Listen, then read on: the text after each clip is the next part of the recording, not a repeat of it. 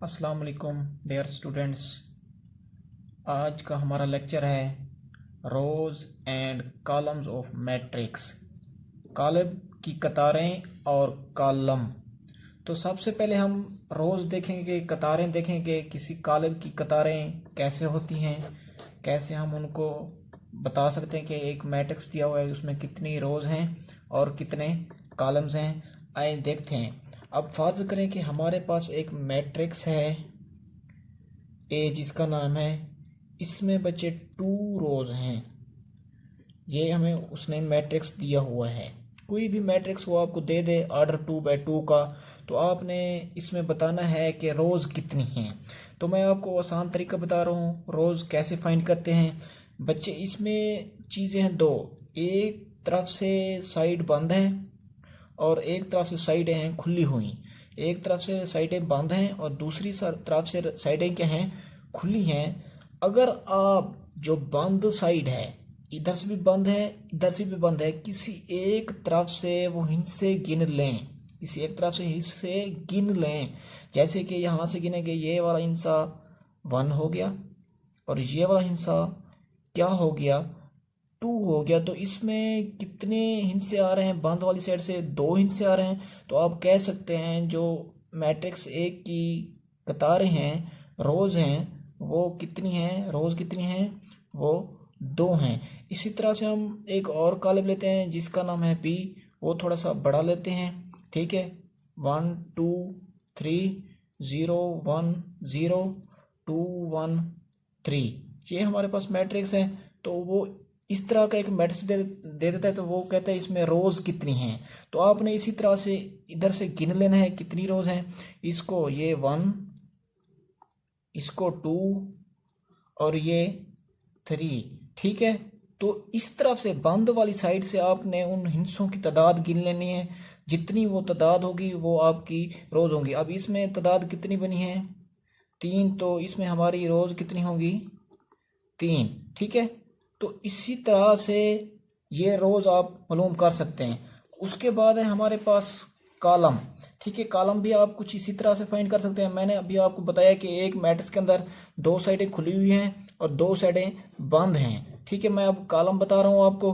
अब मैंने ये बताया रोज में कि अगर बंद वाली साइड से आप उन हिस्सों की तादाद गिनेंगी तो वो आपकी रोज होंगी, और जो एक साइड खुली हुई है, जैसे कि मैं वही एग्जांपल दोबारा ले रहा हूँ, 1 2 3 और 4।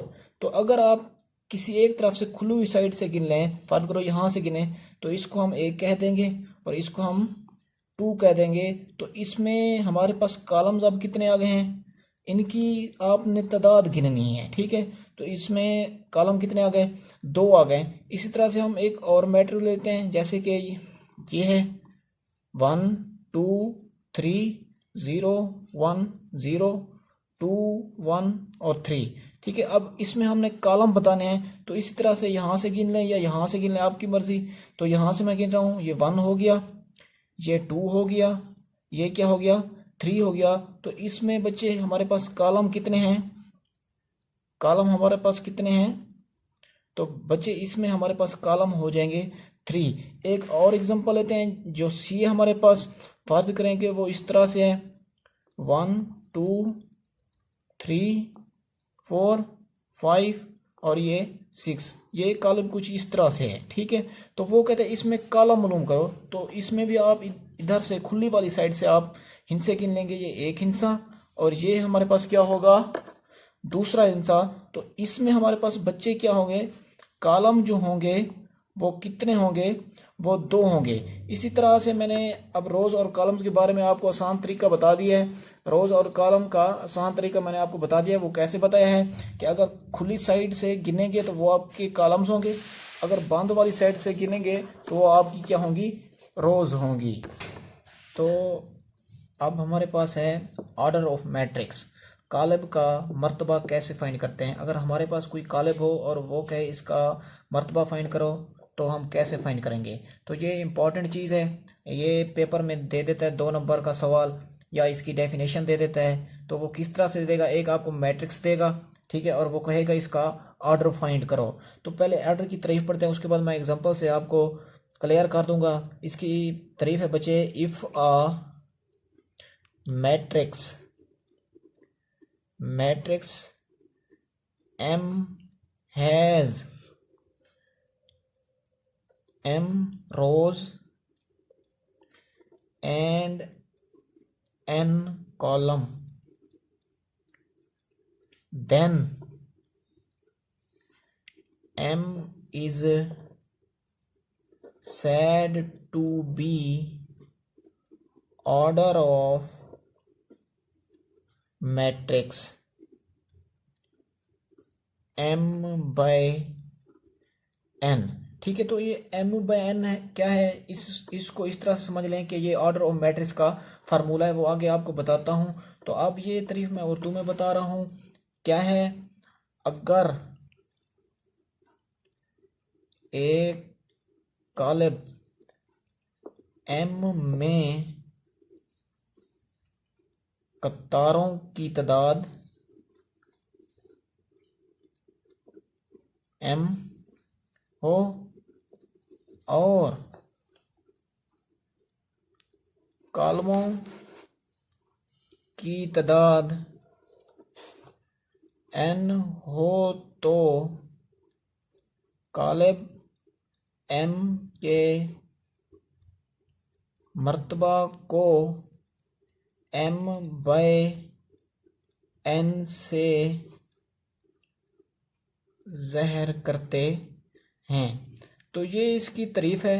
तो मैंने अभी ये बताया है कि जो ये M by N है, ये बच्चे ऑर्डर ऑफ मैट्रिक्स का फार्मूला है।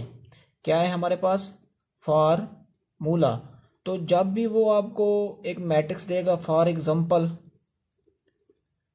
एग्जांपल हमारे पास कोई एक मैट्रिक्स है, कोई भी मैट्रिक्स आप ले लें।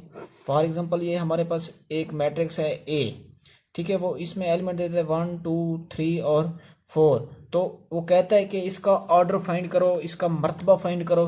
तो आपने क्या फाइंड करना होगा, यही फार्मूला जहन में आपके आ जाना चाहिए कि इसमें M by N हमने फाइंड करना है। तो इसमें बच्चे ये M जो है ये आपकी रोज हैं, कतारें हैं, ठीक है, और जो ये N होगा ये आपके कॉलम हैं, ठीक है, क्या हैं, कॉलम।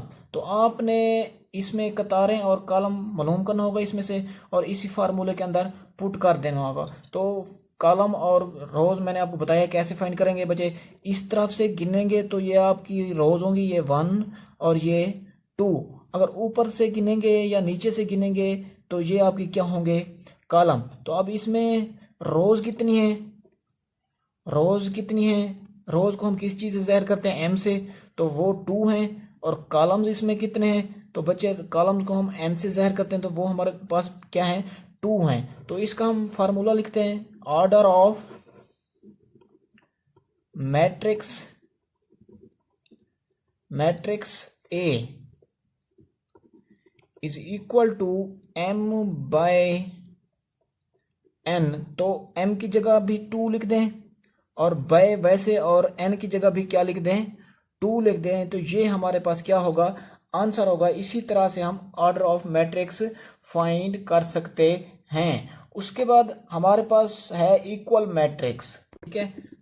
तो हम पढ़ रहे हैं इक्वल मैट्रिक्स। तो इक्वल मैट्रिक्स में बच्चे क्या है, नाम से ज़ाहिर है, इक्वल मसावी बराबरी को कहते हैं कि दो मैट्रिक्स आपस में बराबर कब हो सकते हैं, ठीक है। तो दो मैट्रिक्स आपस में बराबर कब हो सकते हैं बच्चे, इसकी हम डेफिनेशन पढ़ते हैं। तो इक्वल मैट्रिक्स के लिए ज़रूरी है कि हमारे पास दो मैट्रिक्स होना ज़रूरी हैं, ठीक है। हम लेट कर रहे हैं, फ़र्ज़ करें A एंड B 2 मैट्रिसेस, ठीक है, 2 matrices, then A is said to be equal to B, ठीक है। तो ये हमारे पास है, वो कहता है कि अगर दो हमारे पास मैट्रिक्स हैं और A जो है वो B के क्या है, इक्वल है, तो अगर कोई मैट्रिक्स दो हमारे पास हों उस वक्त इक्वल हो सकते हैं जब वो हमारी दो शर्तें पूरी करेंगे। वो दो शर्तें कौन सी हैं वो भी मैं आपको बताता हूँ, पहले इसको उर्दू में लिखता हूँ, ठीक है। अब इसमें क्या है, ए और बी दो कालिब हैं, दो कालिब हों, और ए और बी आपस में बराबर हों, ए इज इक्वल टू बी, ठीक है, ए इज इक्वल टू बी। तो उसके बाद दो कंडीशनों को ये सेटिस्फाइड करेगा। कोई भी मैट्रिक्स आपको देगा मैट्रिक्स, और वो कहेगा कि ये आपस में इक्वल हैं या नहीं हैं, तो आपने इन दो शर्त की मदद से बताना है कि ये इक्वल हैं या नहीं हैं। तो वो दो शर्तें कौन सी हैं? पहली शर्त बच्चे ये है कि उन दो मैट्रिक्स के ऑर्डर सेम होने चाहिए। The order of A is equal to the order of B, ठीक है। तो ये पहली शर्त है कि उन दोनों मैट्रिक्स के जो ऑर्डर होंगे, मर्तबे होंगे, वो बराबर होंगे। अब इसको उर्दू में मैं लिख रहा हूं, ए का मर्तबा बराबर होना चाहिए बी का मर्तबा, ठीक है। इसी तरह से दूसरी हमारे पास शर्त कौन सी है कि देयर करस्पॉन्डिंग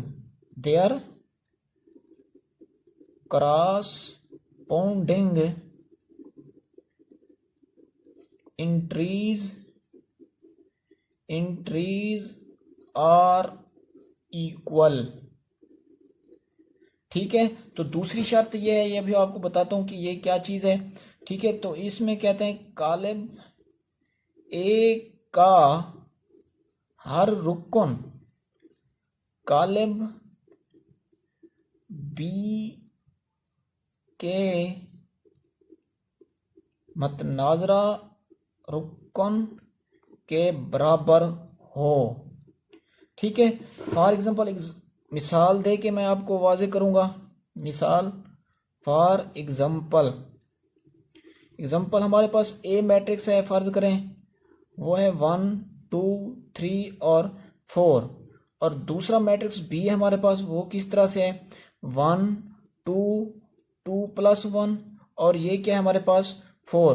तो वो कहते हैं ये दो मैट्रिक्स हैं, ये क्या आपस में इक्वल हैं या नहीं हैं। तो आपने वो दो शर्तें पूरी करनी है। पहली शर्त क्या थी कि उनके ऑर्डर सेम हो।